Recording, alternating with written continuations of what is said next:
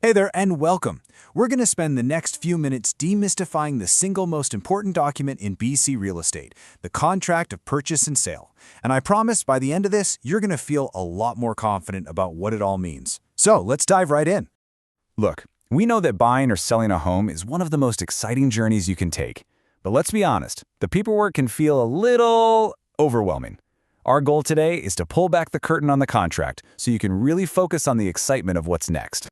So what exactly is this contract? Well, think of it as the master blueprint for the entire deal. Once a buyer and a seller both sign it, it's not just a handshake or an agreement. It becomes a powerful, legally binding document that locks in every single detail of the sale. So, how does this blueprint actually get created? Well, it all starts the moment you decide to make an offer. That's when we put everything down in writing and make it official. And I really can't stress this enough, this isn't just another form to sign. It is the most critical piece of paper in the whole process. You know, verbal promises, they just don't count in real estate. If it's not written down in this contract, it's not part of the deal. Simple as that. All right, let's get into the numbers. The contract lays out two absolutely foundational figures right up front: the purchase price and the deposit. Right there in Section 1, you'll see the purchase price. This is the big number, the final price for the property that everyone has agreed on. It's written down, clear as day, so there's absolutely no confusion. Next up in Section 2 is the deposit. You can think of this as your good faith money.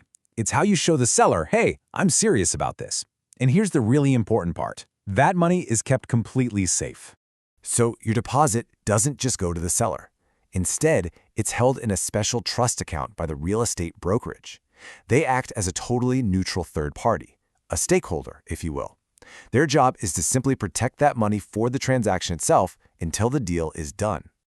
Okay, now for one of my favorite parts of the contract, because this part is all about protecting you. We call it the due diligence period, or as you'll hear it more often in BC, the subject period. Subjects or conditions are basically your safety net. They're specific clauses we add to the contract that hit the pause button on the deal. This gives you, the buyer, a set amount of time to do your homework before you're 100% locked in. The whole process is actually pretty simple. First, we build your subjects right into the offer. Then, during that subject period, you go and do your due diligence. Once you've checked all your boxes and you're happy, you sign a quick form to remove the subjects, and it's only at that moment that the deal becomes firm and binding. So what kind of subjects are we talking about? Well, the most common ones are things like making the deal conditional on you getting your financing approved by the bank or on getting a home inspection that you're satisfied with. If it's a condo, a big one is reviewing all the strata documents to make sure the building is in good shape. Now, on top of all that, BC has another really interesting layer of protection for buyers. You might have heard about it. It's called the home buyer rescission period. Think of it like a mandatory cooling-off period. It's the law for most residential sales here. So even if your offer has no subjects, you still get 3 business days after it's accepted to change your mind and walk away. Now, there is a small fee you'd pay to the seller if you do, but it's one last safety net, just in case. Okay, so once the contract is firm, everybody's attention turns to the calendar. Let's quickly break down 2 key dates that, honestly, can get a little confusing, but are super important. First up, you have the completion date. This is the legal day, the day the money changes hands between lawyers and the property title is officially transferred into your name at the land title office. Then, usually a day later, comes the possession date. And this is the fun one. This is moving day. It's when you actually get the keys to your new home. And the best part? You never have to guess. It's all spelled out for you right in the contract. Section 4 for completion, Section 5 for possession. It's all right there in black and white, right down to the time of day. We are almost there. The last big piece is making sure there are no surprises on moving day. You know, to avoid that awkward moment of, hey, wasn't there supposed to be a dishwasher here? So if you look at Section 7 of the contract, it's all about included items. This is where we list everything that stays with the house. The fridge, the stove, the window coverings, and if the seller is planning on taking that gorgeous dining room chandelier with them, we have to list it as an exclusion.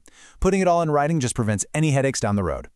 And this brings us to the most important takeaway of all. Once those subjects are removed, that piece of paper becomes a rock-solid, legally binding commitment.